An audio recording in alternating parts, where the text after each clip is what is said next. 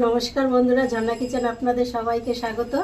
আজকে আর একটা নতুন রেসিপি নিয়ে চলে এসেছি। তো দেখুন, রুই মাছ নিয়েছি, এখানে 4 পিস রুই মাছ নিয়েছি। আজকে রুই মাছ পাতায় ভাজা করব। আমার সঙ্গে থাকুন আর পুরো ভিডিওটি দেখুন। যদি ভালো লাগে লাইক দিয়ে বন্ধুদের মাঝে শেয়ার করে দিন। প্রথমে দেব স্বাদ মতো লবণ,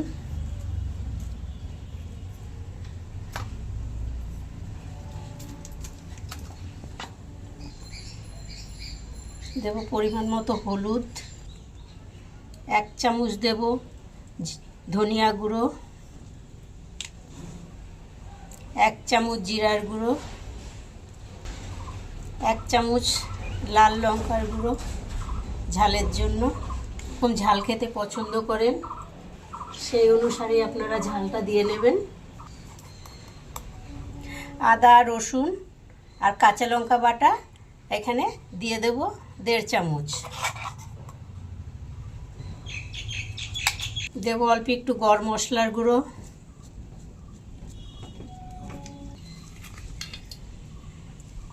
এবার মিডিয়াম সাইজের একটা পেঁয়াজ কুচি দিয়ে দেব,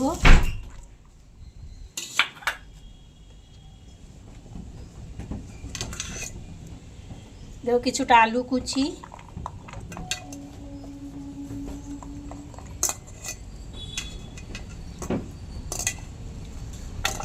দেবো একটা টমেটো কুচি,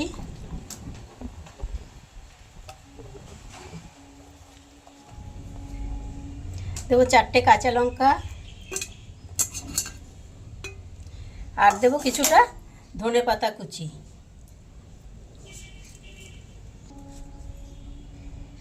এবারে পরিমাণ মতো তেল দেব। 4 পিস মাছ রান্নার জন্য যতটা তেল লাগে ঠিক ততটাই তেল দেব।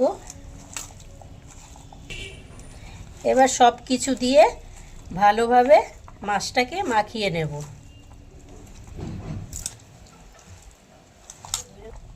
সব কিছু দিয়ে ভালো করে মাখিয়ে নিয়েছি। এবার এই যে পাইপেন নিয়েছি, পাইপেনে অল্প একটু সরষের তেল দিয়ে দেব।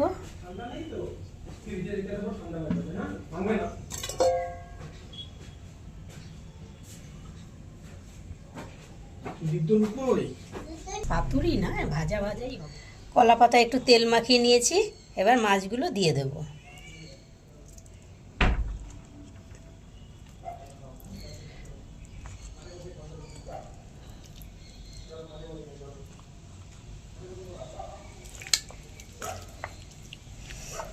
এবার মাখানো সবজিটাও ওপর দিয়ে দেব।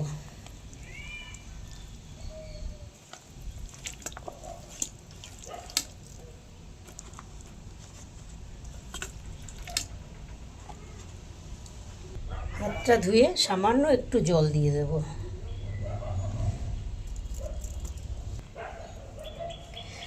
তো দেখুন, সবুজের মধ্যে লাল দেখতে কতটাই ভালো লাগছে। মাছটা বসিয়ে দিয়েছি।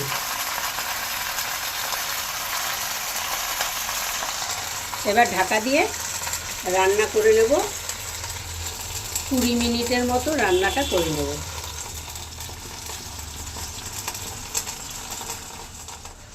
20 মিনিট হয়ে গেছে বন্ধুরা। এবার ঢাকনাটা নামিয়ে নিচ্ছি, দেখি কীরকম হয়েছে মাছের পাতুরি।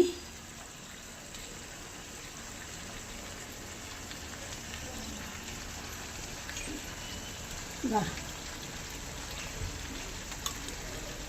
দেখতেও খুব সুন্দর হয়েছে। এবার উল্টিয়ে দেব। পাতা নিয়েছি, ওপর দিয়ে ঢাকা দিয়ে দেব। এবারে উল্টিয়ে নেব।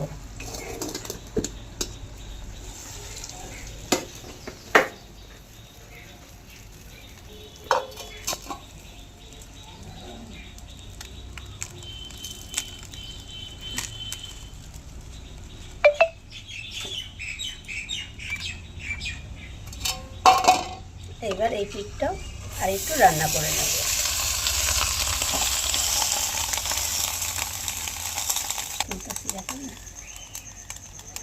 পাতাটা তুলে নিলাম, আর দেখুন এই পিঠটা কত সুন্দর ভাজা ভাজা হয়ে গেছে। এবার ঢাকা দিয়ে ওই পিঠটা একটু ভেজে নেব। এবার আবারও গ্যাসে বসিয়ে দিলাম 10 মিনিটের জন্য।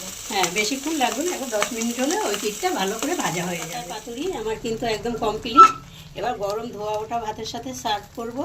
আশা করছি আজকের ভিডিও আপনাদের ভালো লেগেছে। ভালো লাগলে লাইক, কমেন্ট, শেয়ার, আর আমার চ্যানেল এখনও সাবস্ক্রাইব করা না থাকলে অবশ্যই চ্যানেলটি সাবস্ক্রাইব করে আমার পাশে থাকবেন। পাশে থাকা বেল বাটনটি অন করবেন, যখনই নতুন ভিডিও আপলোড হবে সবার আগে নোটিফিকেশন আপনাদের কাছে পৌঁছাবে।